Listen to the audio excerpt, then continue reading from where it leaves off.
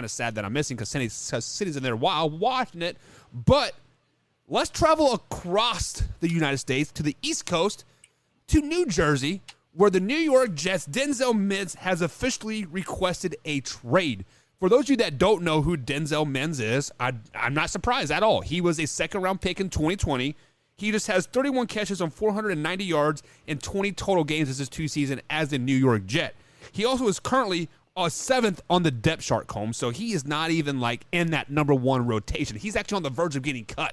So to demand a trade is kind of ballsy. So way or no way, the Jets will get anything from Denzel Mims if this trade does happen. No, I don't know why they just don't cut him. I don't like. I'm so sick of, like, I get the player empowerment, right? Like, you've got guys like Roquan Smith, who doesn't even have an agent. He's representing himself, and he's doing the whole battling back and forth. Didn't work out so well for him because his holdout ended already, and he's back the at hold practice, in, right? So he's going to play out the season now. Yeah, the hold in. And then you got a guy here in Denzel Mims who is just like, I mean, anybody can take his place. He's not a world beater. You're talking about a guy who's got 31 catches in 2 seasons for less than 500 yards. No touchdowns. So I personally, if I'm the Jets, I just part ways. You're not going to get anything in trade. I mean, I don't even think I wouldn't give up a 7th rounder for this guy. I'm going to wait for you to cut him. We know he's frustrated. You know he's frustrated. Chalk up your losses, let him go, and see if he finds a home elsewhere. Because what are you going to do with the guy?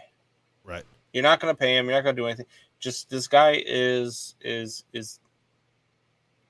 he doesn't count. Basically, like I don't know how else to put it. You know what I mean? Like, yeah. Look, this guy's in the NFL. He's a better athlete than I am. He's a better athlete than I have ever been. You've played at a high level. I mean, you former like all world, Mr. Olympian football player over here. But such a strong man. You've played at a high level of football. So let me ask you. If you get a guy who you're playing on a team, you've played in the Arena League, you played in the Canadian Football League too, as well, right? Right. So, like, if you have a guy on your team and you're 6th, you're the 6th guy or 7th guy on the wide receiving core, right? And we only run 3 wide receivers out there anyway, so there's another 3 guys before you. Right. How do you perceive that in the locker room?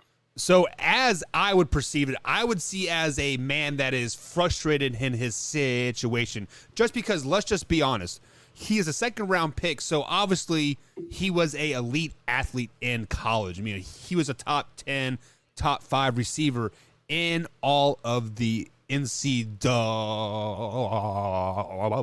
So for him to be frustrated, it's very apparent.